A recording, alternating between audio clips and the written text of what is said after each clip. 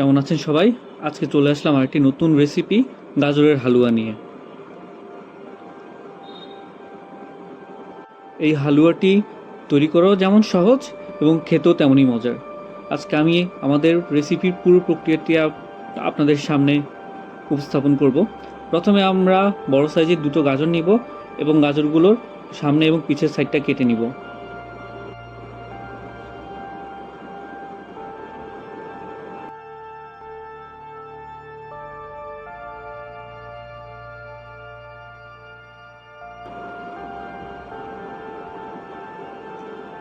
এরপর গাজরের চামড়াটাকে আমরা একটি পিলেট দিয়ে তুলে নিব।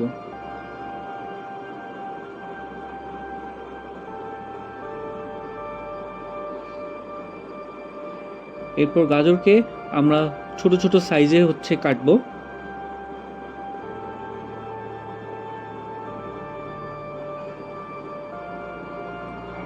আমরা প্রথমে গোল গোল করে কাটবো এবং এর পরবর্তীতে চিকন চিকন লম্বা লম্বা করে কাটবো, যেন এটি একটু পরে আমরা সিদ্ধ দিব, তখন যেন সুবিধা হয়।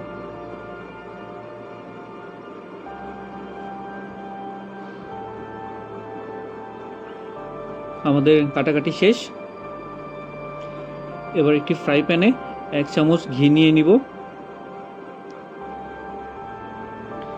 এবং এখানে তেজপাতা, দারুচিনি এবং এলাচ দিয়ে দিব।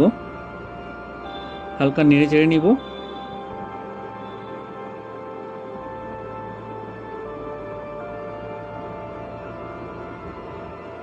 এবার আমাদের কেটে রাখা গাজরগুলো আমরা এখানে দিয়ে দিব।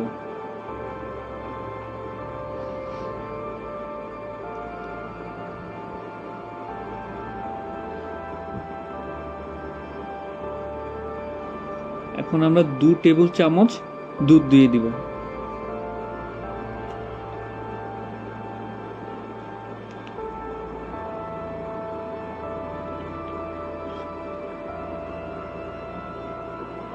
এখন 1 টেবিল চামচ গুঁড়ো দুধ দিব।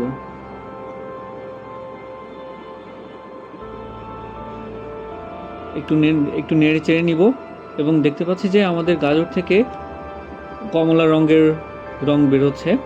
কাজুগুলো আস্তে আস্তে গলতে শুরু করেছে।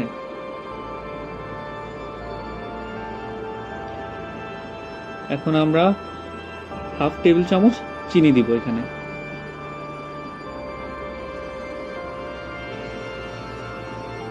খুব সুন্দর একটি কালার চলে এসেছে, কমলা হলুদ কালার। ভালো মতো নেড়ে চেড়ে নিব যেন গাজরগুলো সিদ্ধ হয়।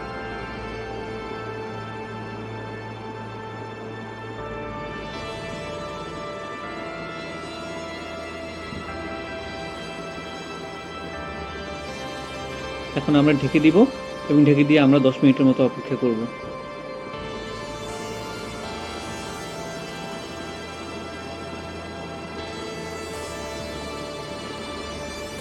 এখন আমরা কিছু বাদাম, কাজু বাদাম এবং পেস্তা বাদাম কুচি কুচি করে কেটে নিব।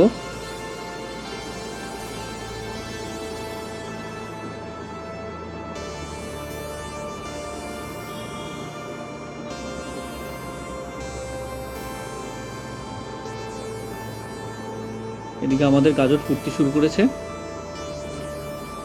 খুব সুন্দর একটি স্মেল এসেছে এখানে।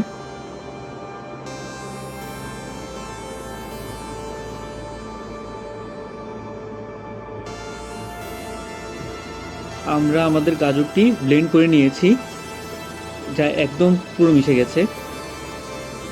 এখন আমরা আমাদের বাদামগুলো এখানে দিয়ে দিব। আমাদের চুলা এখনো জ্বলছে। আমরা এখন পুরো হালুয়াটি আস্তে করে নেড়ে নিব যেন ভেতরের পানিটা শুকিয়ে আসে এবং এটি খুবই অল্প আগুনে অল্প আঁচে শুকাতে হবে যেন গাজরটি নিচ থেকে লেগে না যায়।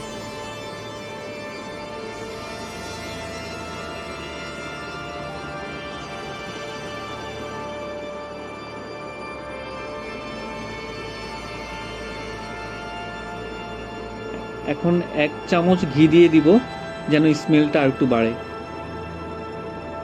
আমাদের রান্না প্রায় শেষের দিকে।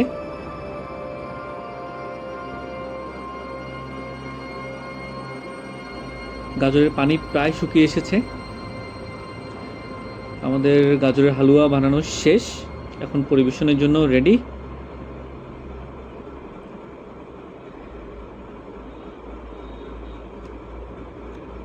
আমরা কিছু উপরে বাদাম দিয়ে দিচ্ছি যেন খুব সুন্দর লাগে।